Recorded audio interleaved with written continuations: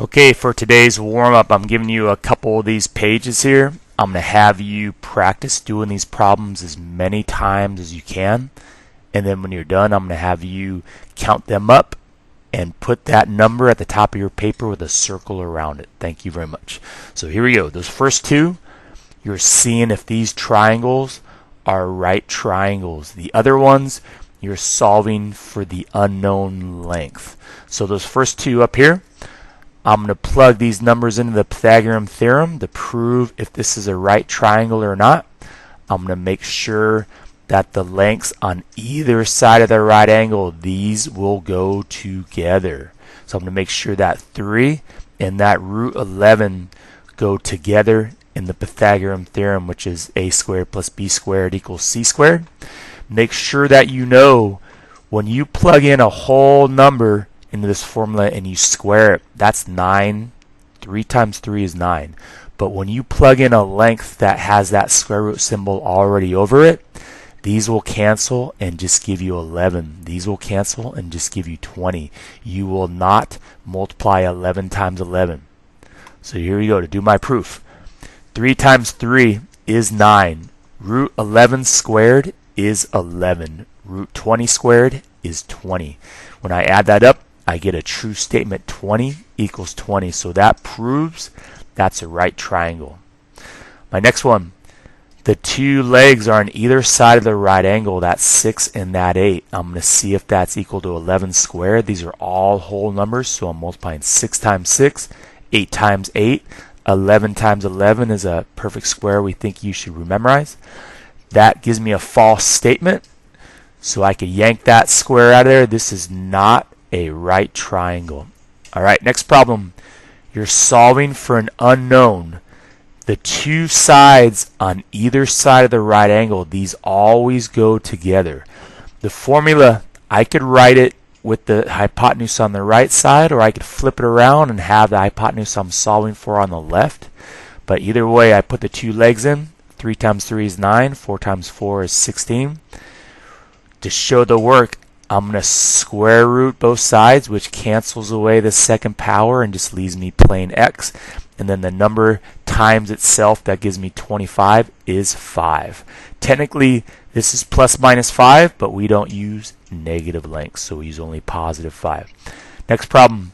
These are the two legs. 4 squared plus root 4 squared. Remember, these are different. One gives you 16. 1 just cancels away and gives you the whole number 4. So when I flip it around to maybe make it in a form that's more easy for some of you, I get 16 from 4 squared. Root 4 squared is 4. When I add that up, I get 20. I'm going to square root both sides. Root 20 is a number that can be simplified. So I'm going to find one of the perfect roots in 20. It's going to be 4. 20 is made up of 4 times 5. I split it in half into root 4 times root 5. And then I square root the 4 into the whole number 2. Notice when I square root that 4, the square root symbol goes away and I have a whole number. So that answer is 2. And then root 5 does not have a perfect root in it and cannot be simplified, so I just write it as is, 2 root 5. Next problem. I'm solving for, again, the hypotenuse, so I keep these two legs together. So x squared equals root 20 squared, which is just going to give you 20, plus 2 squared, which is going to give you 4. I get x squared equals 20 plus 4. That gives me x squared equals 24. To show the work for full credit, I'm going to square root both sides to make these cancel away and just give me x. I get x equals the square root of 24. And again, I need to simplify that. 24 has the perfect root 4 in it. 24 is made up of 4 times 6. And again, you wouldn't want to use 8 times 3, 12 times 2. Those would not work. When I split it up into root 4 times root 6, I get 2 root 6. All right, next problem has one of the unknowns as one of the legs. So this will be x squared plus 5 squared. These go together because these are on either side of the right angle. These are the two legs. So x squared plus that 5 squared equals root 33 all by itself squared. That gives me x squared plus 25 equals 33. Here I need to do an inverse operation. I'm going to subtract 25 on both sides. 33 minus 25 gives me 8. I get x squared equals 8.